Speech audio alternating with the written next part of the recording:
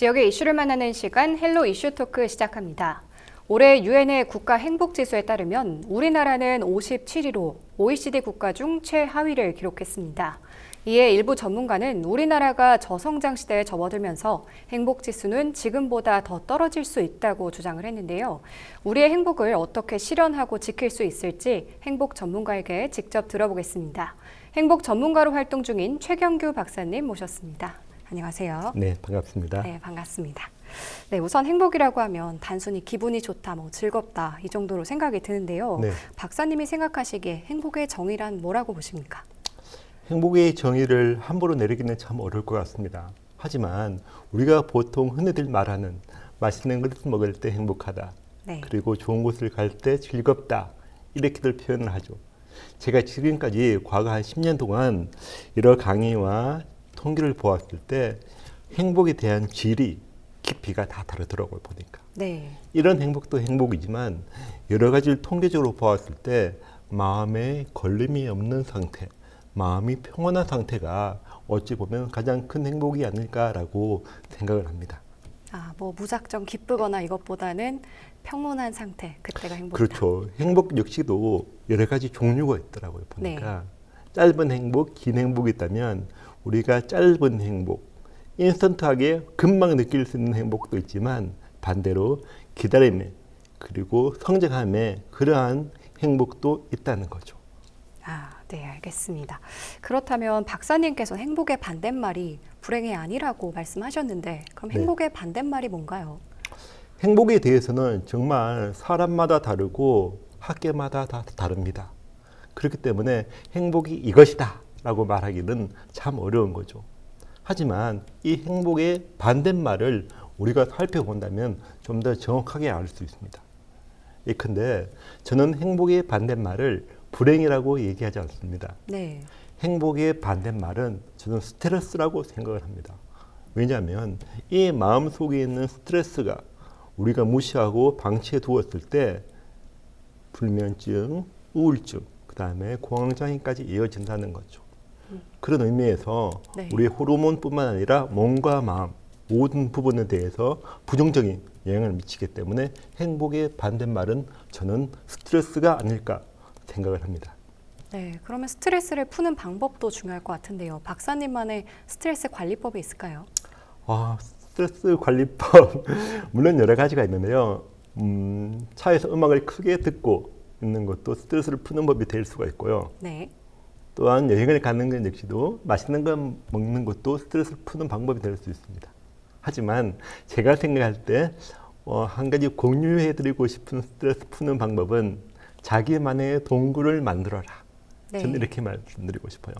왜냐하면 요즘 들어서 사람들이 너무나 많은 정보화 시대에 우리가 살고 있지 않나요? 네. 너무 시끄러운 시대에 살고 있는 거죠. 그런 의미에서 자기만의 동굴, 진짜 동굴이 아니더라도 자기가 정말 조용하게 자기를 바라볼 수 있고 자기 내면을 느낄 수 있는 그러한 조용한 공간을 한번 찾아보라고 저는 권유해드리고 싶습니다. 네, 알겠습니다. 또 박사님께서는 여러 나라를 다니면서 특히 한국에 불행한 사람들이 많다고 말씀을 하셨는데 그 이유가 뭔가요? 네, 지금까지 해외 출장만 한 60회 정도 다녀온 것 같습니다. 네. 나라로 봤을 때는 한 120여 개 도시를 다녀온 것 같은데요. 예. 한국 사람이 충분히 행복할 수 있음에도 불구하고 행복하지 못한 이유에 대해서 나름 한번 고민을 해보았습니다. 예컨대 미국이나 유럽처럼 잘 사는 나라도 있지만 네. 인도나 다른 중국과 같은 개도국도 있습니다. 이런 나라에서 보았을 때 제가 어느 날 저녁에 그 어느 가정에 초대를 되었는데요. 네. 보니까 뭐랄까요, 아버님께서 퇴근을 하고 7시, 8시에 마치고 들어오고 난 다음에 가족들이 따뜻하게 안아주고 행복하게 하면서 웃는 모습, 그리고 함께 이웃들과 함께 차를 마시고 춤추는 모습을 보았을 때 왜 우리나라는 과연 무엇 때문에 이렇게 바쁘게 살까라고 한번 생각을 해보았죠. 네. 아마 그 이유는 압축적 근대화를 이루었기 때문에 경제 성장은 그만큼 빨리 이루었지만 우리의 마음의 속도가 아직 거기까지 미치지 못하지 않았나 싶은 생각을 합니다.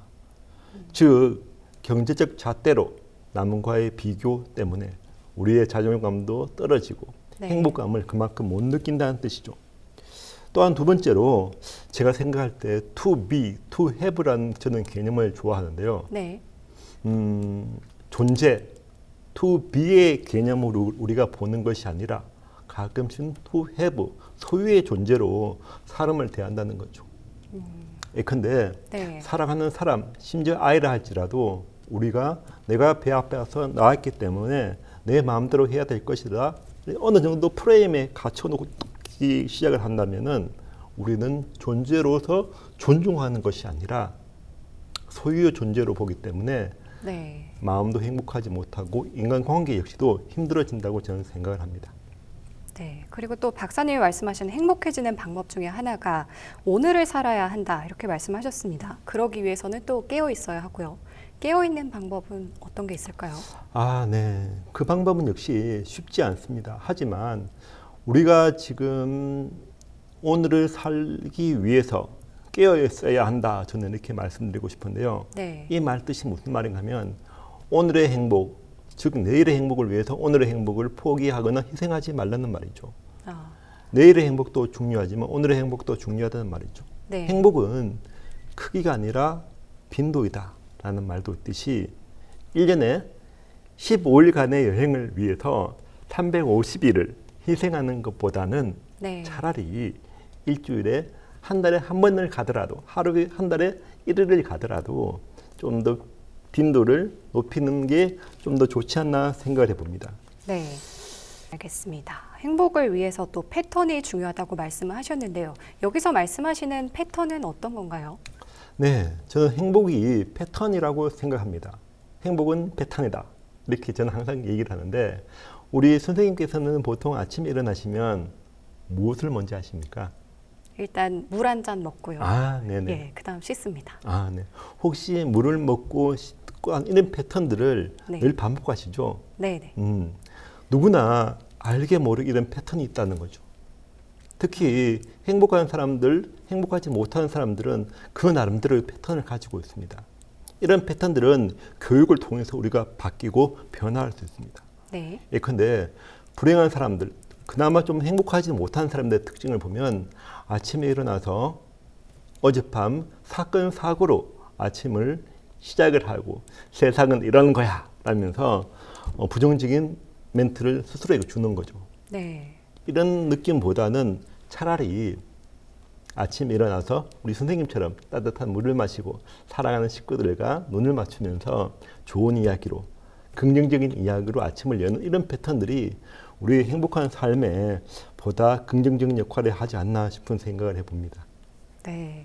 그리고 또 요즘 뉴스에서 정신적 스트레스를 못 이겨서 극단적 선택을 하거나 또 남들에게 피해를 입히는 그런 사례들이 있습니다. 요즘 셀프 치유 방법의 하나로 글쓰기가 주목받고 있는데 글쓰기 치유 방법 어떻게 생각하세요? 네, 저 같은 경우에는 글쓰기 가장 감정 치유와 행복 치유에 도움이 된다고 생각을 합니다. 물론 음악 치유와 독서 치료도 있지만 제가 볼 때 감정 치유 글쓰기가 도움이 되는데요. 예컨대 어제 같은 경우도 비가 많이 왔지 않습니까? 네. 비가 오는 날 친구에게 전화 걸 때도 없고 늦은 시간 병원도 찾아볼 수가 없을 때 네. 우리는 과연 어디에서 우리의 마음을 치유할 수 있을까요? 저는 흰 종이와 펜 한 조르면 충분히 가능하다고 생각을 합니다. 자기의 마음을 오롯이 종이 위에 적어 보았을 때 자기의 감정에 대해서 스스로 위안을 받을 수가 있다는 거죠. 우리가 지금 잘 알고 있는 이순신의 난중일기 들어보셨죠? 네. 우리가 보통 이 일기를 알면은 저는 난중일기를 감정치유의 대명사라고도 얘기를 하는데요. 아, 보통 흔히들 우리가 그렇지 않나요? 달 밝은 밤에 기흥칼 옆에 차고 이렇게 시작하는 걸로 지금 얘기를 하고 있는데 네. 실질적으로 우리 이순신 장군께서는 난중일기를 보면 이런 구절이 많이 나옵니다. 부하들이 참 말을 듣지 않는다. 정말 힘이 든다. 어제는 대장장이랑 같이 갓김치를 먹었다. 행복했다. 내일 우리 부하들이 좀 더 말을 잘 들었으면 좋을 것 같아. 이렇게 말이죠. 네. 이런 것처럼 자기의 마음에 있는 글을 펜 위에 종이 위에 적어 봄으로 인해서 자기의 감정을 스스로 볼 수도 있고 실제적으로 느낄 수 있는 두려움이나 걱정 자체도 직접적으로 봄으로 인해서 실체가 작아든다는 그러한 장점이 있다는 거죠. 그런 의미에서 저는 감정 치유에 글쓰기가 도움이 된다고 확신합니다. 네, 그럼 이 마음을 들여다보는 이 글쓰기를 SNS에 해도 괜찮을까요? 네, 물론 그건 사람마다 좀 다른 것 같아요. 네, 물론 블로그라는 또 그런 계정도 있고 블로그 같은 경우는 비공개라는 것도 있지 않습니까? 네, 그렇기 때문에 남들에게 보여주고 난 다음에 자신이 상처받는 것보다는 보여주지 않고 아직까지는 필요한 경우에 따라서 일기도 감정을 치유할 수 있는 일기 역시도 좋은 글쓰기라고 보아집니다. 우리가 흔히들 말하는 꼭 베스트셀러를 위한 그런 글이 아니라는 거죠. 네, 그냥 감정 치유. 저 같은 경우에도 우리 학생들하고 같이 공조를 내었는데요. 네. 운 좋게 전자책 코너에서 1등을 했습니다. 그 축하드립니다. 이유가 네, 네. 고맙습니다. 그 이유가 뭐냐면 그야말로 남들에게 보여주는 글이 아닌 자신의 마음을 담은 자신의 감정을 오롯이 적었기 때문에 다른 분들, 다른 독자분들이 보더라도 참 공감이 된다는 이유 때문에 아마 인기가 있었던 것 같습니다. 네, 말씀하신 대로 혼자 감정을 다스리는 방법도 있지만 그게 어려운 분들은 어디로 가면 될까요? 어떻게 해야 될까요? 네, 요즘 시대가 많이 좋아져서요. 굳이 병원을 가지 않더라도 네. 가까운 동사무소 근처의 보건소 또는 구청 보건소를 가시더라도 심리치유를 충분히 받으실 수 있습니다. 아, 하지만 만약 거기서 심리치유나 심리치료가 어렵거나 불편하신 분들은 네. 저희 행복학교 온라인 클래스도 있기 때문에 오셔서 편하게 한번 들어보시고 같이 힐링해 보는 시간도 권유해 드리고 싶습니다. 네, 알겠습니다. 그럼 우리가 이 경쟁 사회에서 나의 행복을 지키기 위해서 어떻게 하면 좋을까요? 네, 저는 행복도 자신이 지켜야 한다고 생각을 합니다. 네, 본인의 행복은 본인이 지켜야 하는 것이죠. 남들의 행복을 지켜주지 않습니다. 제 두 번째 책, 나는 행복을 선택했다라는 책 제목도 있다시피 우리가 항상 두 가지의 선택지를 가지고 있습니다. 극복해야 할 긍정의 선택지가 있고요. 네, 피해야 한다는 실현과 고통의 선택지가 있습니다. 제가 말씀드렸다시피 행복은 어떻게 바라보느냐에 따라 스트레스 역시도 어떻게 해석하느냐에 따라서 행복이 될 수 있고 스트레스가 될 수 있습니다. 네. 하지만 우리가 좀 더 행복하게 살기 위해서는 뭐랄까요? 좀 더 긍정의 선택지, 할 수 있다는 그런 마음가짐을 가지고 살아가는 것이 좀 더 행복한 삶이 되지 않을까 싶습니다.